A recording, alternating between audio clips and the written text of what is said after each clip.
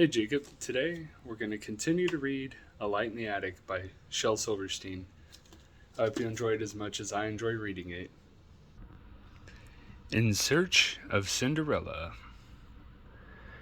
From dusk to dawn, from town to town, without a single clue, I seek the tender, slender foot to fit this crystal shoe. From dusk to dawn, I try it on each damsel that I meet, and I still love her so, but oh, I've started hating feet.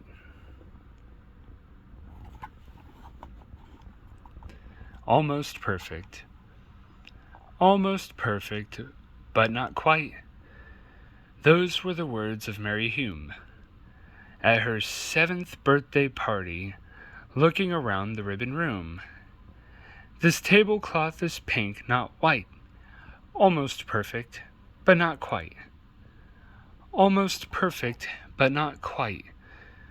Those were the words of grown-up Mary, talking about her handsome beau, the one she wasn't gonna marry. Squeezes me a bit too tight. Almost perfect, but not quite. Almost perfect, but not quite. Those were the words of old Miss Hume, teaching in the 7th grade, grading papers in the gloom. Late at night, up in her room, they never crossed their T's just right. Almost perfect, but not quite. 98, the day she died, complaining about the spotless floor. People shook their heads and sighed. Guess that she'll like heaven more. Up went her soul on feathered wings, out the door, up out of sight. Another voice from heaven came, almost perfect, but not quite.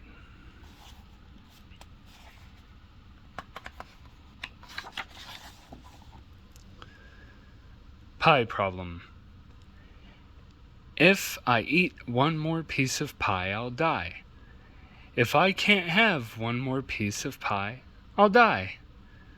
So since it's all decided I must die, I might as well have one more piece of pie.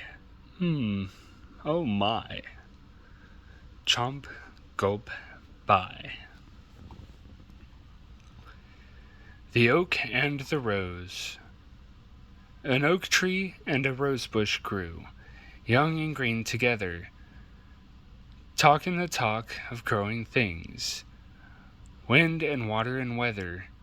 And while the rose bush sweetly bloomed, the oak tree grew so high that now it spoke of newer things, eagles, mountain peaks, and sky.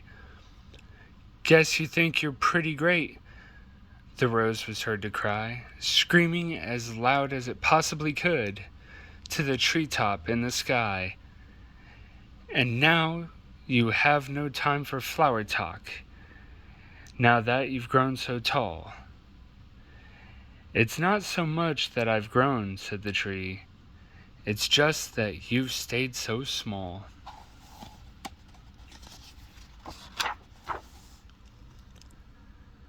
They put a brassiere on the camel. They've put a brassiere on the camel. She wasn't dressed proper, you know. They've put a brassiere on the camel so that her humps wouldn't show. And they're making other respectable plans. They're even insisting the pig should wear pants. They'll dress up the ducks if we give them a chance, since they've put a brassiere on a camel. They've put a brassiere on the camel. They claim she's more decent this way. They've put a brassiere on the camel. The camel had nothing to say. They squeezed her into it. I'll never know how. They say that she looks more respectable now. Lord knows what they've got in mind for the cow, since they've put a brassiere on the camel.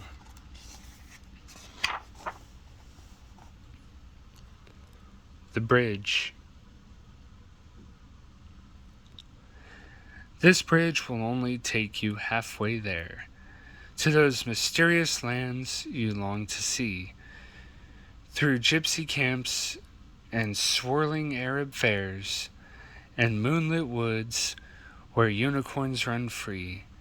So come and walk a while with me, and share the twisting trails and wondrous worlds I've known. But this bridge will only take you halfway there.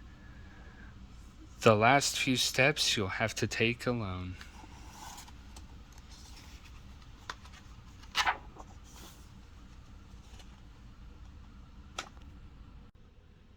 Today we finished A Light in the Attic by Shel Silverstein. Some of the most important messages you'll ever hear in your life are in the last few poems of this book. When you're old enough to understand them, you'll appreciate them for what they are. Until then, I hope you've enjoyed them.